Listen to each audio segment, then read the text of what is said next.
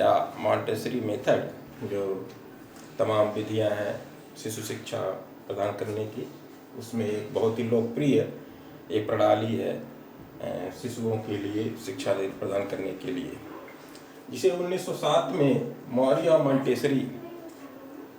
Montessori ने एक school की स्थापना की, जिसको उन्होंने नाम दिया शिशु गृह। क्या नाम दिया इसको? शिशु गृह।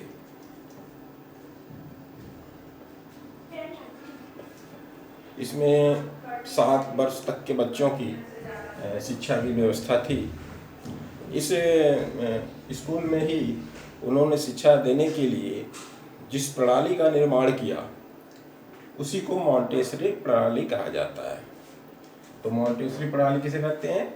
1907 ईस्वी में मौरिया मॉन्टेसरी ने जो स्कूल स्थापित किया और उस स्कूल में बच्चों को शिक्षा देने के लिए जिस विशेष प्रणाली का निर्माण किया उसे ही मॉन्टेसरी प्रणाली, मॉन्टेसरी मेथड या पद्धति कहते हैं। मॉन्टेसरी पद्धति, इनका जो ये मॉडल था, ये प्रणाली जो थी, ये तरीका जो था शिशुओं को शिक्षा प्रदान करने का, इसमें 7वीं वर्ष तक के ही बच्चों का उन्होंने निर्माण में अपने प्रणाली में रखा था। तो शिशुओं के लिए ही प्रणाली थी। ये बहुत ही लोकप्रिय हुआ, न सिर्फ यूरोप में, यूरोप से बाहर भी हर देशों में इस प्रणाली का बाद में उपयोग हुआ। मॉन्टेसरी जो थी, मौरिया मॉन्टेसरी, भारत में भी 10 वर्षों तक इन्होंने शिक्षा के क्षेत्र में काम किया और इनके जाने के बाद भी 1949 तक ये रही। 1949 के बाद इनके बाद भी जो इनके प्रतिनिधि थे वो अपना इस क्षेत्र में काम करते रहे और आज भी इस प्रणाली का उपयोग किया जाता है शिशुओं की शिक्षा प्रदान करने में। इन्होंने जो प्रणाली रखी, अपने किसी भी पुस्तक में इसके लिए कोई अलग से सिद्धांत का उल्लेख नहीं किया इन्होंने, लेकिन इनके इस प्रणाली का अध्ययन अगर किया जाए बारीकी से तो कुछ सिद्धांत निकल के आते हैं जिसकी हम यहाँ चर्चा कर रहे हैं। तो यह सिद्धांत, इस प्रणाली के सिद्धांत, मौरिया मॉन्टेसरी प्रणाली या पद्धति के सिद्धांत। तो पहला सिद्धांत है आत्मविकास, आंतरिक गुणों का विकास। इनका मानना था कि बालक के आंतरिक गुण हैं, जो आंतरिक शक्तियां जो हैं, आंतरिक क्षमताएं जो हैं, उनका विकास ही वो शिक्षा है और इससे इन शक्तियों का विकास करने में शिक्षक को मदद करना चाहिए। उसको बाहरी चीज़ें थोपने की बजाय जिसमें उसकी योग्यता है, गुण है, जिसमें और जो उसकी जन्मजात प्रवृत्तियां हैं, शक्तियां हैं, हम उन्हीं का विकास करें, जिससे बालक सहज भी होगा और वह सीखने की जो क्रिया होगी स्वाभाविक होगी, क्योंकि उसकी आंतरिक रुचियां जो होंगी उस क्रिया में लगेंगी, रोचक होगा उसके लिए और सीखना पूरी सहजता से वो कार्य को करेगा। तो पहला सिद्धांत आत्मविकास का सिद्धांत, यानी आंतरिक क्रियाओं या आंतरिक शक्तियों, आंतरिक गुणों का विकास करना ही आत्मविकास का सिद्धांत है, जिससे बालक सहज व स्वाभाविक रूप से अपना विकास करता है। दूसरा है स्वतंत्रता का सिद्धांत। मॉन्टेसरी ने बच्चों के स्वतंत्रता पे ज़्यादा बल दिया। उन पे बाहरी किसी चीज़ की दबाव नहीं होना चाहिए सीखने की क्रिया में। जब कोई बाहरी दबाव नहीं होगा तो बालक अपने रुझानों को, अपने विचारों को व्यक्त करने में कोई हिचक या संकोच नहीं रखेगा और वो व्यक्त करने की जो स्वतंत्रता होगी वह उसके विकास में काफ़ी मददगार होगी। इसलिए इन्होंने कहा है कि शिक्षक की भूमिका केवल एक सहायक की होनी चाहिए या निर्देशक की, पथ प्रदर्शक की शिक्षक की भूमिका होनी चाहिए, न कि उसमें तानाशाह की भूमिका निभाए। शिक्षक केवल उसके एक मित्र के रूप में उसका निर्देशन करे और उसकी आंतरिक शक्तियों का विकास करे। तो आत्मविकास का सिद्धांत, स्वतंत्रता का सिद्धांत, ज्ञानेंद्रिय और मांसपेशियों के प्रशिक्षण पे भी इनका विशेष जोर रहा। ज्ञानेंद्रिय, तुम्हें बताइए 5 इंद्रियां होती हैं, जिसके द्वारा हम जिनसे स्पर्श या अनुभव के द्वारा सूचनाएं हमारे मस्तिष्क तक जाती हैं, जैसे आँख, नाक, कान, त्वचा, जीभ, ये सब क्या है? इंद्रियां हैं।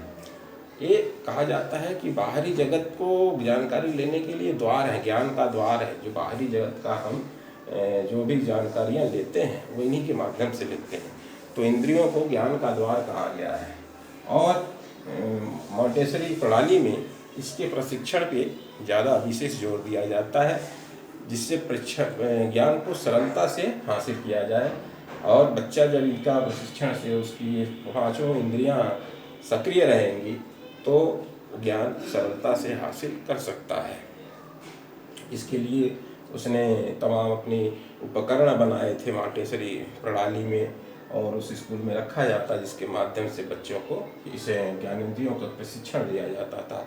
रंगीन गोटियाँ होती थी, गत्ते के बनाए हुए विभिन्न आकार प्रकार के चित्र होते थे, बालक स्वयं बनाता था, जिससे उसकी ज्ञानेंद्रियों का प्रशिक्षण होता है। मांसपेशियाँ, जो हमारे शरीर के मांस कहा जाता है, जब स्वस्थ शरीर रहेगा तभी स्वस्थ मस्तिष्क होगा, और जब शरीर मांसपेशियाँ स्वस्थ होंगी तभी वो सबल होगा और बालक क्रियाशील होगा। मांसपेशियाँ स्वस्थ होती हैं, प्रशिक्षित होती हैं, तो बालक में धैर्य और आत्मविश्वास का गुण पनपता है और उसमें आत्मनिर्भरता का विकास होता है। तो ये ज्ञानेंद्रिय प्रशिक्षण का सिद्धांत और मांसपेशी प्रशिक्षण का सिद्धांत। अगला है स्वशिक्षा का सिद्धांत। जैसा कि मैंने अभी बताया, बालक को स्वतंत्र छोड़ो और उसके जो निर्देशक की भूमिका में शिक्षक रहे, और बालक उसकी सहायता लेकर के स्वयं करके अनुभव करे और उसको ज्ञान ले। चूँकि बालक जो स्वयं करके सीखता है वह ज्ञान स्थायी होता है, बिना किसी बाहरी दबाव हस्तक्षेप के।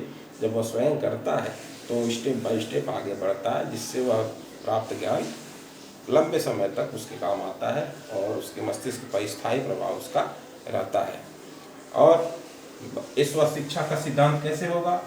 बालक के सामने कुछ निश्चित उपकरण रख दिए जाएंगे और टीचर उसको किनारे खड़ा होकर देखे, बस बालक उसके उपकरणों के साथ क्या कर रहा है, और उसमें कुछ सहायता के तौर पे, सहायक के तौर पे शिक्षक निर्देशन करता रहे और बालक उसमें करके सीखता रहे। उन उपकरणों की मदद से वह सब सीखेगा बालक धीरे धीरे।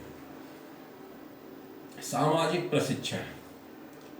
सामाजिक प्रशिक्षण मतलब बालक को समाज के जो स्वाभाविक गुण होते हैं बालक में उनका विकास करना, जिससे वो समाज के महत्वपूर्ण अंग के रूप में आगे चलकर अपना विकास और समाज के विकास में योगदान दे सके। जैसे सामूहिकता की भावना, सहयोग की भावना, उत्तरदायित्व की भावना। अर्थात जब बालक को हम टीम के रूप में रखेंगे, उनको एक साथ ग्रुप में रखेंगे और ऐसी भावनाओं का उसमें हम संचार कराएंगे, खेल विधि द्वारा हम ऐसे उसमें भावनाओं को जागृत करेंगे जिससे वह सामाजिक प्राणी के रूप में विकास करे और आपसी सहयोग, सामंजस्य और उत्तरदायित्व की उसमें भावना जगे। और है खेल विधि द्वारा शिक्षा। खेल विधि प्रत्येक बालक के लिए रुचिकर होता है। खेल में वो ज्ञान हासिल करना उसके लिए सरल भी होता है, मनोरंजक भी होता है और रुचिकर भी होता है। इसलिए मॉन्टेसरी प्रणाली में खेल विधि द्वारा शिक्षा का भी महत्वपूर्ण एक सिद्धांत है और इसके लिए तमाम उपकरण रख दिए जाते हैं और उसमें बालक सीखता है। खेल के साथ साथ ज्ञान भी हासिल होता है, गिनती के लिए या अक्षरों के पहचान के लिए या रेखा गणित की जो आकृतियाँ होती हैं उनको बालक स्वयं बनाए, ये भी एक प्रकार का खेल होता है। तो ये खेल विधि द्वारा भी शिक्षा इसका एक महत्वपूर्ण सिद्धांत है। तो ये सिद्धांत हो गए मॉन्टेसरी प्रणाली के। मॉन्टेसरी प्रणाली के अपने गुण हैं, जैसा मैंने बताया ये छोटे बच्चों के लिए, शिशुओं के लिए ही ये शिक्षा उपयुक्त थी और स्वयं भी उन्होंने जो प्रणाली अपनाई उसमें 7 वर्ष तक के बच्चों के, यानी अपने यहाँ जो इस समय प्राइमरी स्कूल चलते हैं उस उम्र तक के बच्चों के लिए था। तो पहले इसका गुण एक तो ये स्व शिक्षा पर बल देती है, बालक स्वयं करके सीखे और यह एक मनोवैज्ञानिक विधि है। मनोवैज्ञानिक पूरा उसका सिद्धांत ही मनोविज्ञान पे आधारित था, मॉन्टेसरी प्रणाली का, बाल मनोविज्ञान पे। और स्व शिक्षा पे बालक स्वयं करके सीखे। दूसरी पूरा शिक्षा प्रणाली इसकी क्या थी, बाल केंद्रित थी। तो विशेषताओं को अगर हम लिखना शुरू करें तो स्व शिक्षा,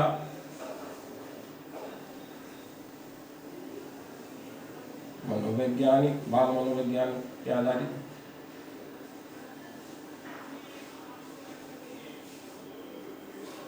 बाल मनोविज्ञान पे आधारित, और उसके में मतलब पूरा एक प्रणाली जो थी बाल केंद्रित थी।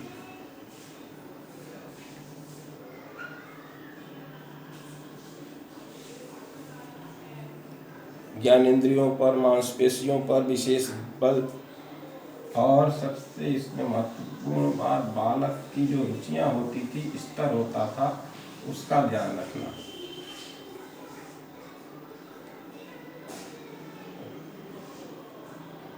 रुचियों व स्तर का ध्यान, लेवल जो बालक का, हम उसको आईक्यू लेवल ला सकते हैं, आयु के हिसाब से और मस्तिष्क के हिसाब से, जिसे कार का।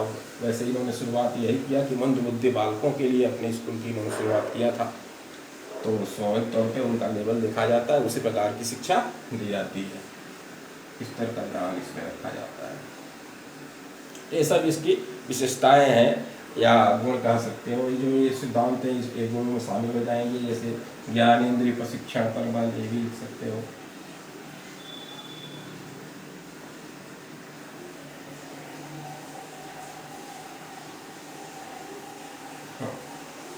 ये तो हो गया मॉन्टेसरी प्रणाली के। और अब इसके कुछ दोष भी होते हैं, अब इसको दोष को देख लेते हैं।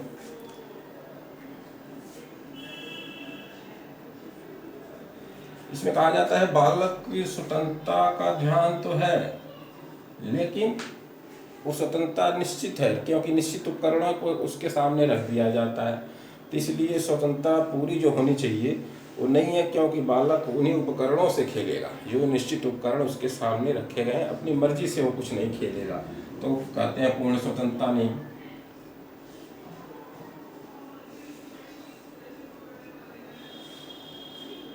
क्यों नहीं? क्योंकि उसके सामने निश्चित उपकरण रख दिए जाएंगे और उन्हीं के साथ उनको खेलना है। दूसरा, ये जिन बच्चों के आईक्यू लेवल सामान्य या उससे अधिक होते हैं उनके लिए कम उपयोगी है, ये मंदबुद्धि बालकों के लिए ज़्यादा उपयोगी है। तो कह सकते हैं सामान्य बालकों के लिए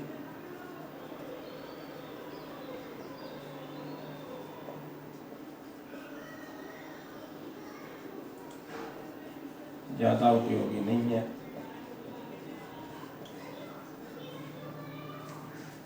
और बालक की जो अपनी कल्पना शक्ति हो, सृजन की क्षमता हो, उसका इसमें कोई स्थान नहीं है। क्योंकि सब कुछ उसके उपकरणों के माध्यम से होना है, तो अपनी तरफ से कुछ कल्पना करके और कुछ रचनात्मक नई चीज करे, उसका इसमें लिए कोई स्थान नहीं है। तो कल्पनाशीलता और रचनात्मकता का अभाव,